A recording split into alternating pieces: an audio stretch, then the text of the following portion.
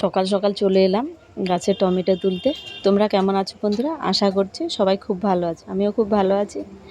গাছ লাগিয়ে গাছ থেকে একটা হোক, দুটো হোক বা বেশি হোক কম হোক, গাছের ফল তুলতে খুবই ভালো লাগে। সেটা সবজিও হতে পারে, খাওয়ার ফলও হতে পারে।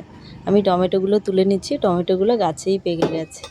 গাছগুলোতে কোনো মেডিসিন দেওয়া হয়নি, বিনা মেডিসিনেই সবজিগুলো খুব সুন্দর হয়েছে।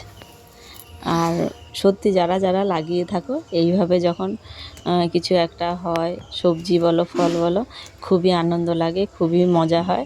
সেটা ভাষায় প্রকাশ করা যাবে না। অনেক টমেটো হয়েছে, তুলে নিলাম। এছাড়া আরও অনেক কিছু আছে, তোমাদের দেখিয়েছিলাম এর আগে আমার ছাদ বাগানের বা নিচের গাছগুলো সবই।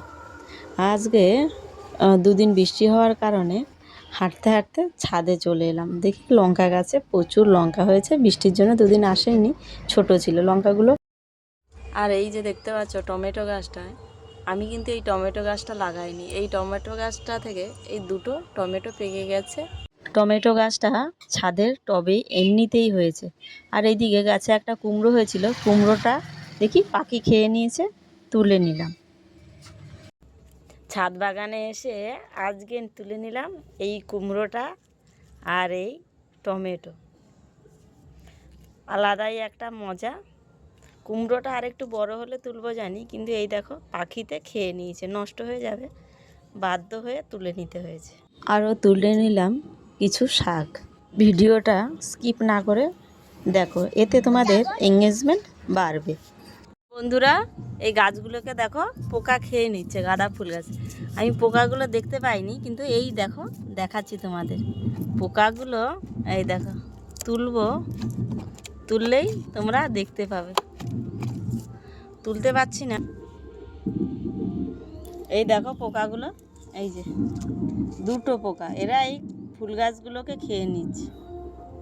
আমরা সবসময় চেষ্টা করব হিংসা না করে সবাই সবার পাশে থেকে এগিয়ে যেতে।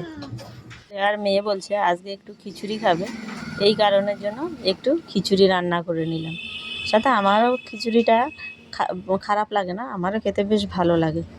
ঘরে তাই যা ছিল সেটা দিয়েই খিচুড়ি রান্না করে ফেললাম। খুব বেশি সবজি দেইনি, দেখে বুঝতেই পারছো। রান্নাটা কমপ্লিট।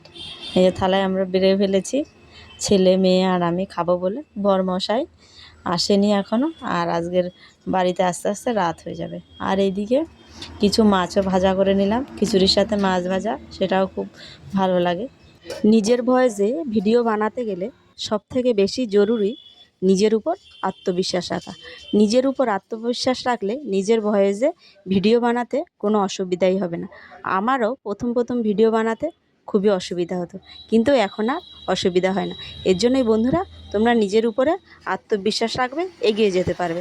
সবাই খুব ভালো থাকবে, টাটা।